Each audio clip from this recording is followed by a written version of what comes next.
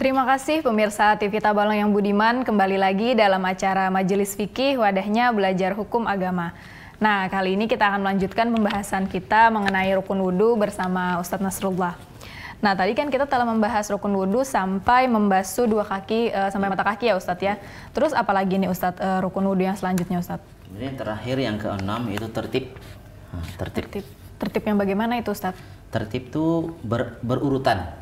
Nah, jadi dari awal berurutan seperti firman Allah Ta'ala tadi, dari membasuh muka, basuh tangan, menyapu sebagian kepala, kemudian membasuh dua kaki, berurutan, jangan tanpa huruf. Nah, itu maksudnya tertib berurutan.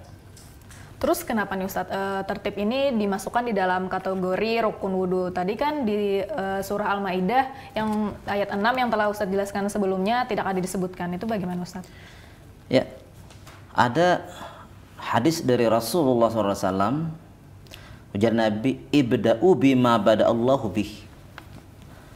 Ujar Nabi, mulailah dengan sesuatu yang memulai oleh Allah Ta'ala dengannya. Jadi karena Allah Ta'ala memulai dari awal tadi, mulai membasuh muka, basuh dua tangan, menyapu sebagian kepala, kemudian membasuh dua kaki. Jadi karena Allah Ta'ala memulai dari itu, jadi kita mulai sebagaimana Allah Ta'ala memulai tadi. Jadi ujar Nabi, mulailah dengan sesuatu yang Allah memulai dengannya. Nah, jadi karena itu ujar para ulama, lalu dimasukkanlah tertib ini ke dalam rukun wudhu, artinya harus berurutan. Harus berurutan ya Ustadz ya. Terus gimana nih Ustadz? Biasanya kan ada orang yang sehabis kecelakaan berdarah menggunakan perban tuh ya Ustadz ya. Bagaimana nih cara berwudunya nih Ustadz? Jadi berwudu orang yang berperban ini sebenarnya banyak pendapat ulama. Di dalam kitab At-Taqriratus Sadidah, di situ ada bab yang namanya Ahkamul Jabirah, hukum orang yang berperban. Nah, jadi macam-macam pendapat ulama di situ. Nah, cara berwudunya secara ringkas kita nilai, yaitu pertama ada syaratnya dulu, perbannya ini memang kada boleh dicabut. Kalau dicabut ini darurat. Boleh dicabut ya sakit benar. Nah, ayo kada dicabut. Kemudian ada lagi yang mensyaratkan perbannya jangan terlalu ganal. Lukanya di sini, perbannya sah sini ya. Ada juga yang mengatakan itu. Tetapi cara berwudunya tadi orang nambah perban itu caranya, pertama misalnya perbannya di lengan kiri. Nah, jadi berwudu dulu seperti biasa. Nah, kayak basuh muka sudah. Kemudian membasuh tangan kiri. Nah, tak tinggal nang perban tadi. Nah, karena ini kada boleh kada banyak. Nah, ketika sudah membasuh tangan kiri, stop dulu wudu. Kemudian ia bertayamum. Nah, tayamum ini ganti daripada nang kada kawa dibasuh tadi. Nah, jadi kayak apa caranya? Lap dulu nang basah kayaknya kan karena debu, iyalah rigat jadinya. Nah, lap dulu. Kemudian dia bertayamum seperti tayamum. Nanti ada bab spesial bab tayamum. Setelah selesai bertayamum, nah sambung wudu tadi. Nah, menyapu sebagian kepala.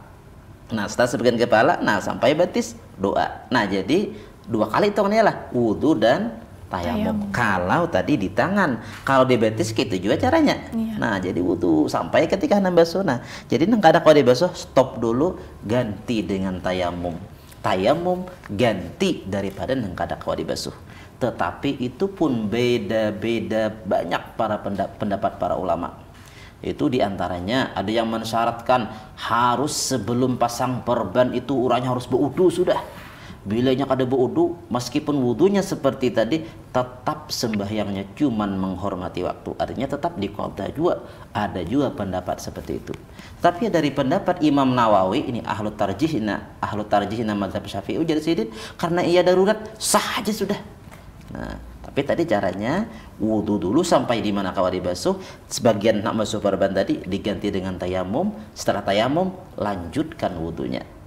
Jadi untuk dilakukannya tayamum sendiri tadi Ustadz, dilakukan berbarengan wudu tadi ya Ustadz ya. Jadi harus di stop dulu wudunya, baru dilanjutkan dengan tayamum, baru berwudu lagi ya Ustadz ya. Sambungannya tadi. Terus ada nggak sih Ustadz keutamaan untuk orang yang berwudu dengan orang yang tidak berwudu Ustadz? Banyak sebenarnya. Jadi keutamaan orang yang berwudu dengan tidak berwudu itu banyak. Pernah dulu Rasulullah SAW bersabda kepada pembantu beliau itu Anas bin Malik, Jasidin, ya Nabi, ya Anas, ini stata'ta antakuna abadan ala wudu'in faf'al. Fa inna malakal mauti idza qabada ruha abdin wa huwa ala wudu'in kutibat lahu syahadatun. Wahai Anas, ujar Nabi, jika engkau sanggup bahwasanya berwudu selama-lamanya, maksudnya bila batal wudu pulang, bila batal wudu pulang. Nah, ujar Nabi, kerjakanlah kalau kamu sanggup.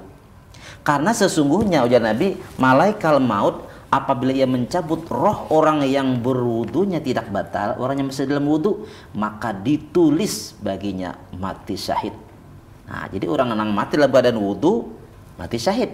Nah, jadi alangkah bagusnya orang yang sudah sakit keras diwudui kalau sidin sadar, iyalah. Nah, jadi munnya kawajan Nabi kada babian wudu, ayo wudu supaya mati andainya meninggal dunia mati syahid.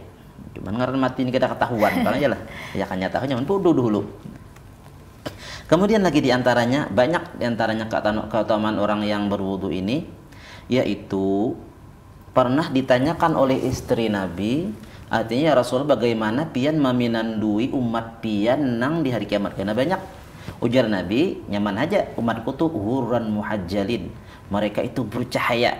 Kenapa bercahaya? Min atharil wudu, karena bekas berwudu tadi. Jadi bekas berwudu bercahaya, muhanya tangannya, kepalanya tadi. Mana kepala mencunya dikit juga cahayanya, ya lah munnya banyak juga cahayanya. Jadi makin kau basuh banyak, ayo silahkan banyakin, jadi supaya memperbanyak cahaya tadi. Kemudian ada lagi sebagian arifin mengatakan, siapa mengekali wudu, maksud mengekali wudu bila batal wudu pulang, akan diberi ujusidin 7 keistimewaan. Ini banyak. Di antaranya targabul malaikatu fi suhbatihi, malaikat rahmat itu suka orang yang berwudu. Jadi 7 mengawani orang yang berwudu ditemani oleh malaikat rahmat tadi. Kemudian wala yazalul qalamu ratban min katbi thawabihi, senantiasa polpennya malaikat basah daripada menulis pahalanya. Jadi tulis terus pahala selama kada betul wudu, malaikat tulis terus pahalanya. Nah, jadi makanya kenapa orang berwudu ini ada yang mengatakan kahukmi manek takafa fil masjid, seperti hukum orang yang iktikaf di masjid. Orang di masjid itu nih, kalau di masjid itu apa? Nah, biarnya berdiam di masjid tetap dihukumi ibadah. Sama orang bodoh, biarnya santai tapi bodoh tetap dihukumi dapat pahala tadi. Kemudian watusabbihu a'da'uhu wa jawarihuhu. Nah, anggota-anggotanya nih bertasbih kalau ia wudunya tidak batal. Kemudian wala tafutuhu takbiratul ula ay ma'al imam. Biasanya orang nang kada batal wudu ini ya sembahyangnya takbir yang pertama ba imaman. Artinya orang imam kenapa kada batal wudu, kalau cepat sembahyang. Kemudian idza nama ba'atsallahu ta'ala ilaihi malaikatan yahfazunahu min syarri tsaqalain. Apabila orang nang baudu tadi guring, ini mengakali wudu tadi guring, Allah Ta'ala utus malaikat hafazah yang menjaganya daripada kejahatan jin dan manusia. Orang memarang baik apa kada mukana kalau orang tadi baudu. Kemudian wa yusahhilullahu ta'ala alaihi sakaratul maut, Allah Ta'ala mudahkan pada waktu sakaratul maut, kada uyuh tuh mati. Nah, andainya meninggal dunia pada waktu wudu. Dan wa yakunu fi amanillahi azza wa jalla madam 'alal wudu'i, dan dijaga Allah Ta'ala daripada maksiat selama ia berwudu. Itu sebagian daripada keutamaan wudu. Sebenarnya banyak lagi. Di antaranya apa? Bila kita menemui seseorang nang kita anggap orang itu berpengaruh baudu aja, insya Allah kita akan terlihat berwibawa asal berwudu. Hendak lewat di tempat-tempat nang kang angker baudu, insya Allah kada diganggu orang halus. Jadi banyak keutamaan wudu. Jadi untuk selanjutnya Ustaz, biasanya kan ada nih Ustaz berwudu di dalam kamar mandi yang ada WC-nya tuh Ustaz. Itu bagaimana tuh Ustaz? Boleh apa tidak Ustaz? Ya, ini memang sering ditanyakan juga di pengajian tentang wudhu di kamar mandi yang ada WC-nya. Apalagi saat ini di hotel-hotel tuh hampir tiap hotel tuh kamar mandi ada WC-nya. Iya, bergabung gitu ya Ustaz. Jadi sebenarnya guru-guru pun beda-beda membahas tentang ini. Ada yang mengatakan mana nang lebih ganal kamar mandi kah ganal WC kah?